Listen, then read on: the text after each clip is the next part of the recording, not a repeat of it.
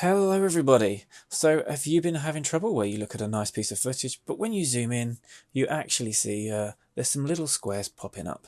This could be something that's really annoying and it's an easy fix. So this video is going to tell you what they are, why they are there and how to avoid them. So let's get started.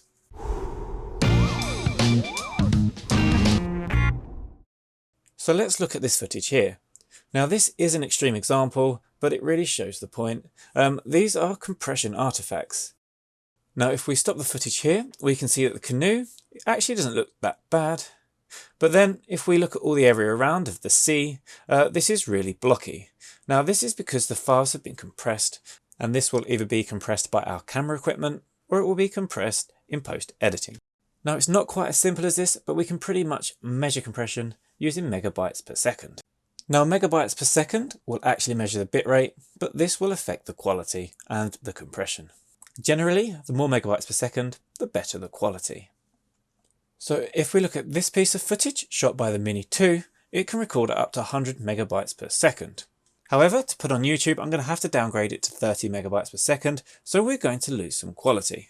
So whilst I'm editing, this looks really good, but by the time you've watched this on YouTube, the quality would have dropped considerably.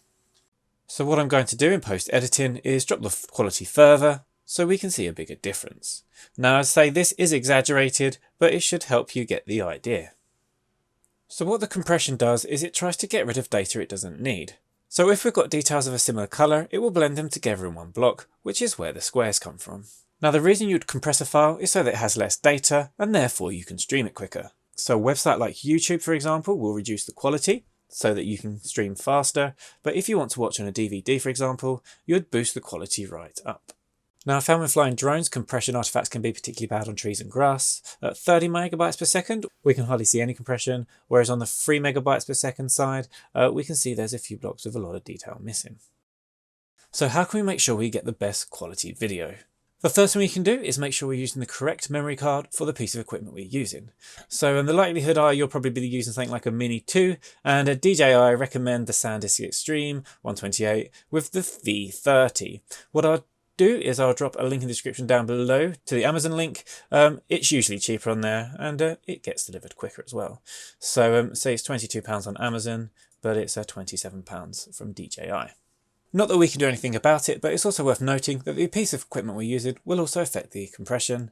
A Mini 2 will give you 100 megabytes per second.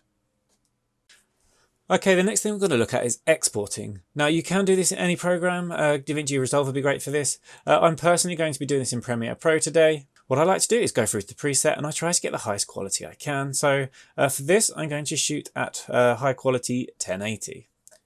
And then we can click on that.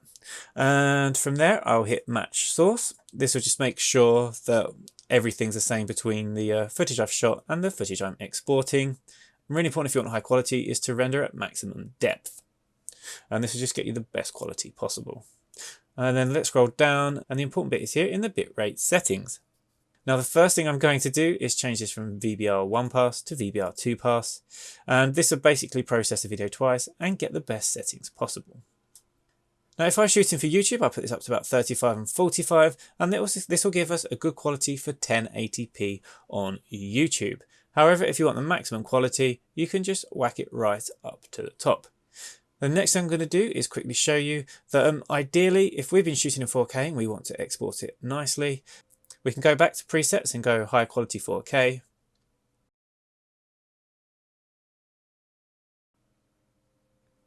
And now if we scroll down to the bitrate, you'll see we can go right up to 300 megabytes per second, and we can change this to VRPass 2.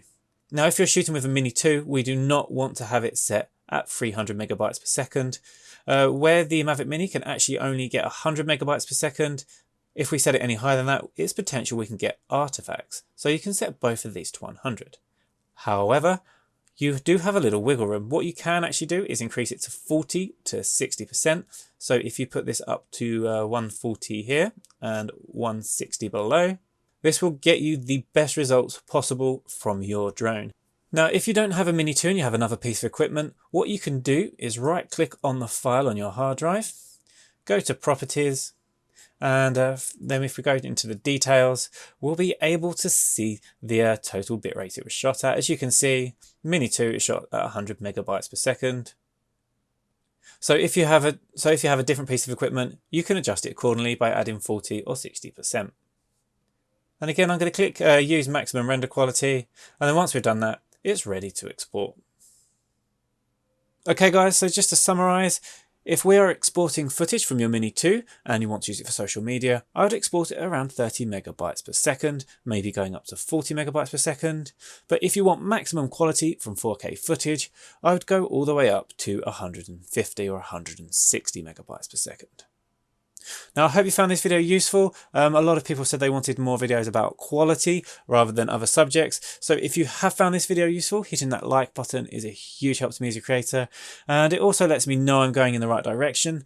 If there's any more videos you would like to see, why not pop over to my website and go onto the forum, paultace.co.uk. I'll leave a link in the description down below. And from there, you can request any videos you would like. If you do have any questions, again, please feel free to ask them in the comment section down below, and I'll answer them as quick as I can. That's it for this video, guys, and I hope to see you in the next one.